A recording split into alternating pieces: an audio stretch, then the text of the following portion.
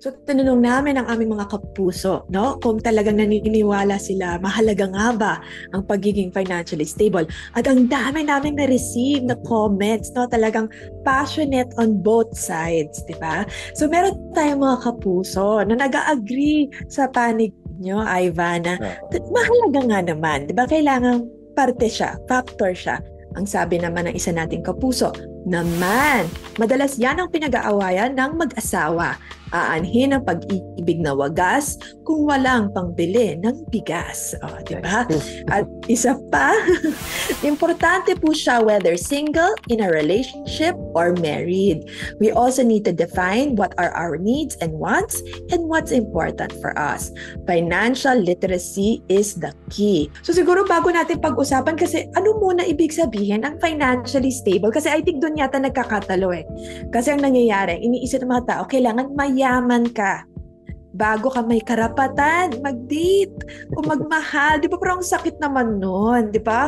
Kung pangmayaman lang ba ang pagmamahalan. So ano bang ibig sabihin natin na ang isang tao ay financially stable? Siguro pinakasimple na pong definition na mamibigay ko is yung hindi ka hirap magbayad ng bills mo at the end of the month. Hindi ka nag-worry or hindi ka kinukulang na support mo yung family mo. And also at the same time, meron ka pa rin part of that money na nasa-save or na-i-invest every month. So hindi na mga ibig sabihin, kailangan mayaman ka or yayamanin para makapag-date. Hindi naman po kailangan na sobrang yaman. Kailangan lang, alam mo kung saan huhugutin ang pambayad ng bills. Kasi kaya nga stable, di ba? Hindi rin naman ibig sabihin na kailangan empleyado ka na parehong, di ba, eksaktong pareho yung sweldo mo kada buwan. Pero kahit pa paano, meron kang maaasahang, di ba? Enough income to pay for your bills and needs, and obviously if you're dating, a little bit more. Unless puro house dates na lang ang gagawin nila. Oo. So, yun ang financially stable. Na-mention mo kanina, di ba? Hindi lang naman yung gastos sa date. Parang minention mo kanina yung scenario. Papakilala ka sa magulang ng girlfriend mo, di ba? Sa jowa mo. Tapos, kikilatisin ka ng magulang. Sabi mo, anong papakain mo sa anak ko? Oo.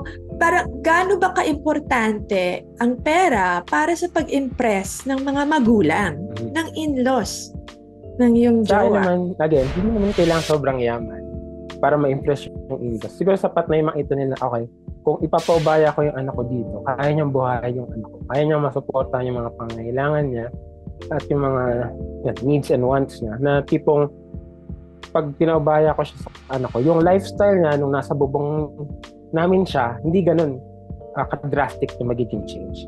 Kasi syempre yung mga magulang, they only want what's best for their children, diba? So, parang it's very practical and logical to think lang din na bakit ko ipapaubaya yung anak ko to someone na alam kong mahihirapan yung anak ko, diba? So, if mapakita mo sa parents ng partner mo na, okay ito kaya niyang supportahan yung anak ko, di mas madali din yung magiging pag-accept nila sa'yo, less problems din yun kasi walang masyadong issue pagka ganun. So, yun po. Kailangan ba parehong financially stable or importante na at least ikaw sa sarili mo financially stable o yung partner mo financially stable? Kasi pag sinabi mong paubaya, support, parang it's as if yung jowa mo on their own, hindi kakayanin yung lifestyle na yun at kailangan may gumasta para sa lifestyle na yun. Siyempre, that's diba, parang extreme view. So, pagdating sa financially stable, diba? Sa akin po personally, mas maganda if both are capable or stable. Kasi syempre sa umpisa kung kayong dalawa lang, less yung gastos eh. But then when you start having children, mahal magpaaral ngayon. So, allowance pa nila and food, mahal man ng gatas o mahal man ng diaper. So they also have to consider that.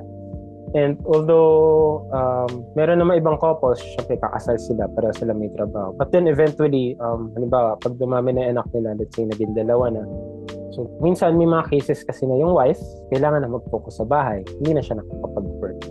So hindi rin naman ibig sabihin, for example, na paano yan? Hindi na ako makakapag-work. So dapat husband, ikaw na lang lahat-lahat. So ano din yun dapat pag-usapan din nila as a couple. Kung, paano ng plano natin? Kasi nagdudulot din po yun ng away ng mag-asawa usually, yung mga problemang financial.